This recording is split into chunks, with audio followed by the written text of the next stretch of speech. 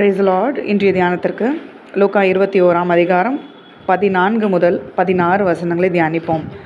ஆகையால் என்ன உத்தரவு சொல்லுவோம் என்று கவலைப்படாதிருக்கும்படி உங்கள் மனதிலே நிர்ணயம் பண்ணிக்கொள்ளுங்கள். உங்களை விரோதிக்கிறவர்கள் ஒருவரும் எதிர்பேசவும் எதிர் நிற்கவும் கூடாத வாக்கையும் ஞானத்தையும் நான் உங்களுக்கு கொடுப்பேன். பெற்றாராலும் சகோதரராலும் பந்து ஜனங்களாலும் சிநேகிதராலும் காட்டி கொடுக்கப்படுவீர்கள். உங்களில் சிலரை கொலை செய்வார்கள்.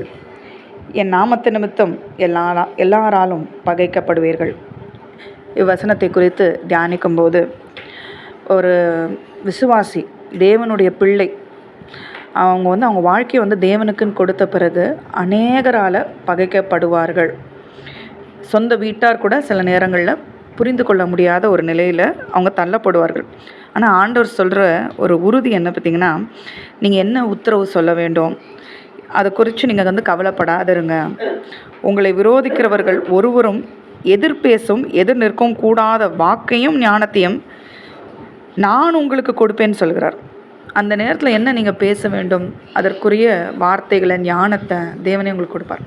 உங்கள் வாழ்க்கையில் கர்த்தரை பின்பற்றுவதுன்றது லேசான ஒரு காரியம் இல்லை. ஏன்னா தொடர்ந்து ஆண்டவரோடு இருக்கிற ஐக்கியமும் தேவனோடு இருக்கிற உறவும் தான் உங்களுக்கு வாழ்க்கைக்குரிய ஒவ்வொரு கட்டத்திலையும் ஒவ்வொரு நொடியிலும் வழி நடத்துதலை தரும். அப்படி இருக்கும்போது இது சுற்றி இருக்கிறவர்களால் புரிந்து கொள்ள முடியாது, இயலாது.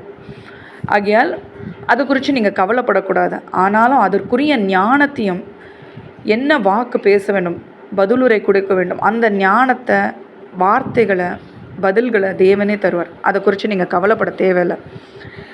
அப்போ தேவனுக்காக நீங்கள் உறுதியாக நிற்பதில் மாத்திரம் எப்போதும் கண்ணோக்கமாக இருங்கள். பகைக்கிறாங்க, புரிந்து கொள்ளவில்லை, தனிமை நிலைமை, இதெல்லாம் குறித்து ஒருபோதும் ஒரு வேளையும் நீங்கள் கவலைப்படக்கூடாது. தேவன் மீது இருக்கிற விசுவாசம் இந்த வேளைகளை இன்னும் அதிகரிக்க வேண்டும், பலப்பட வேண்டும், உறுதிப்பட வேண்டும்.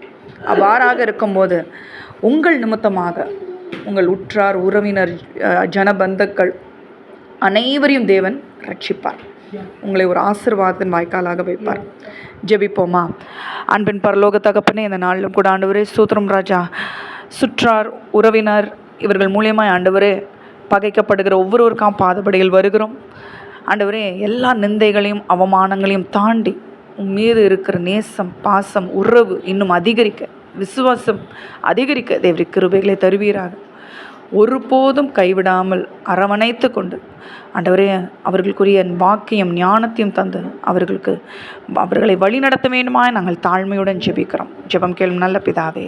ஆமென்.